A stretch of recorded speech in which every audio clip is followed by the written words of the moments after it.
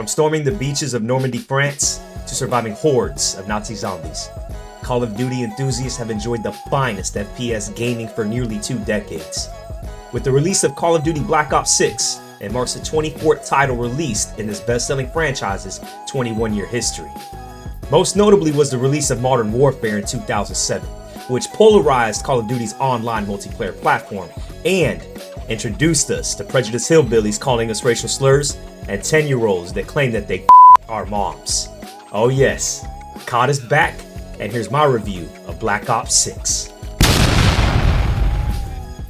The storyline develops in chronological order, following the endings of Black Ops Cold War and Black Ops 2 storylines. Set after the fall of the Berlin Wall and end of the Cold War, Black Ops 6 takes place at the turn of the 1990s. It features a familiar cast of characters such as Adler and Frank Woods. Even prominent political figures of the time are included in the game's narrative. As a protagonist, you take on the role of Cole, an active member of Frank Woods' team of rogue agents, whom were branded as traitors to the CIA, due to the fact that the CIA has been infiltrated by a mysterious faction known as the Pantheon. Overall, the storyline is great. I mean great. Blending Cold War politics and historical events together perfectly. Even guided bombs, which were frequently used during the Persian Gulf War, are included in the game's storyline. It creates a feeling that the player believes they control the behind-the-scenes decisions being made for America and influence the outcome of the world, even as minute as stealing Saddam Hussein's cash. The storyline moves fast and is far from being dragged out. Each mission effectively builds on the previous mission, making the campaign storyline refreshing. Developing into the ultimate question, who is the Pantheon? Who can you really trust? The campaign levels are immersive. I found myself engaged and not wanting to skip the dialogue. You're often placed in slow motion cinematic situations that you control with quick button inputs. It's like watching an action film.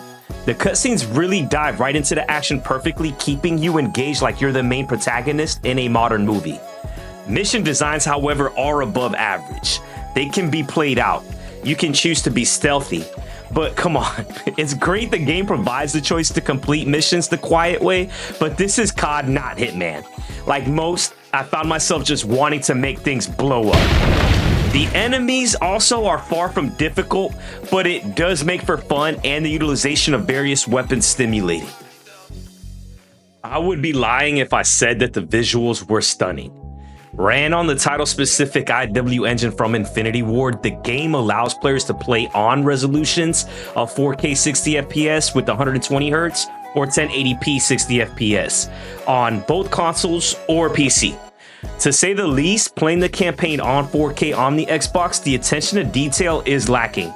But who are we kidding? COD is for online play and most will play in performance mode 1080p 60 FPS, which is fine. Nonetheless, it's nice to have the option. The sound is amazing though. It supports spatial sound and Dolby Atmos for a true in real life 3D simulation of sounding war action. Players can hear rounds ricochet off nearby fixtures, explosions that will make the eardrums rumble, and in online multiplayer scenarios, even hear the footsteps of opponents.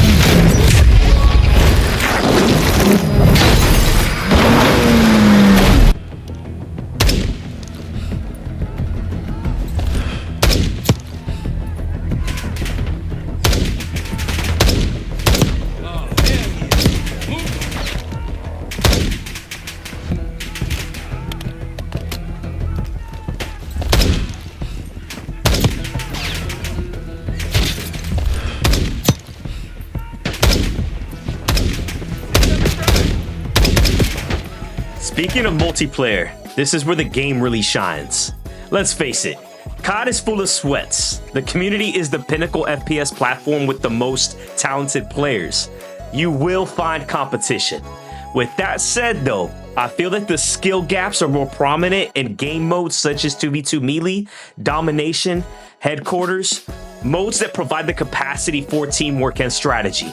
Because let's be real, modes like Team Deathmatch and Free-for-All, the majority of players are running through maps blindly, respawning faster than you can say Rambo. I'm gonna call a spade, and some of you won't like this, but COD players as a whole have to be the dumbest FPS players. Now, I'm no stranger to FPS titles, but I am a COD newbie. Yet, in my first ever game, I had the 4th highest score with a solid 3-to-1 kill-death ratio and the best play with a triple kill. All I had to do was just take my time and move around the map methodically. Also, knowing that my ops was going to quickly respawn and dash towards the location of their last death, so at times I just simply relocated to a spot that had a vantage point to my previous location, and sure enough just popped my ops from a different vantage point. Now again, there are the sweatiest of sweats in this community, and new mechanics are introduced such as Omni Movement. Omni Movement allows for movement to be more fluid, such as sprinting in any direction. You can now maintain the same speed moving forward, lateral, or backwards. Omni Movement is not just limited to sprinting, it's also associated to movements like sliding, plank jumping, or moving in any direction while lying down. And it really offers these great players with another layer to extend their skill gap. I mean, look at how this dude right here just murked me while sliding. Just epic. Maps are well designed too, providing a lot of balance, and their environments correlate well with the campaign's missions. Also to note, since the prestige system is back this year, with each level, players will unlock new weapons, perks, and other equipment. The various ways to adjust your loadout, increase the skill of your guns and character, provides incentives for players to grind out multiplayer modes. I mean, Infinity Ward gets us. What better way to flaunt that you haven't touched grass or taken a shower in days by leveling up to 55, 10 times, and unlocking Prestige Master. Located on Terminus Island, Zombies continues to dark at their storyline. I enjoyed playing Zombies with the perk system. The map is challenging and provides ample space to run. The Easter eggs are also fun to figure out. Word has it that you can even go bowling. If you're a zombie enthusiast, of course you're gonna love this game mode. It has a similar perk system to years past, with perks that increase your health, stamina, speed, etc. But augments are what players will really enjoy. They're designed for a progression path that of greatest significance carries on from zombie match to zombie match, providing players to unlock augments that can be tailored to their style of play. You can unlock powers for 6 augments in total, upgrading perks, ammo mods, or field upgrades. Besides that, Zombies is still more of a casual mode that you play with friends. Sadly enough, the game did its best to provide new challenges with various types of zombies, but I felt that the mode was long and drawn out. Now, I still found myself running and screaming in circles with a trail of zombies behind me, but the strategies involved were redundant. If you're an enthusiast and love the challenge of accomplishing 50 levels for the sense of fulfillment, all power to you. Is the game worth the asking price of $70? I think it is. I would highly recommend this title solely to fans of the Call of Duty franchise, but if you're a Game Pass subscriber, as the title was a day one release on Game Pass, there's no excuse not to download and play this game. Overall, I think Call of Duty Black Ops 6 is a replaceable title, just adding on to its predecessors. The campaign is great, but doesn't offer single players much variety. In my humble opinion, most players will find themselves beating the campaign once, and that's it.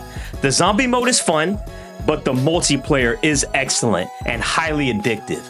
Because of the multiplayer, I think that Black Ops 6 has the potential to be the first-person shooter game of the year. It is that good. And that's why Black Ops 6 earns 8 of 10 stankies.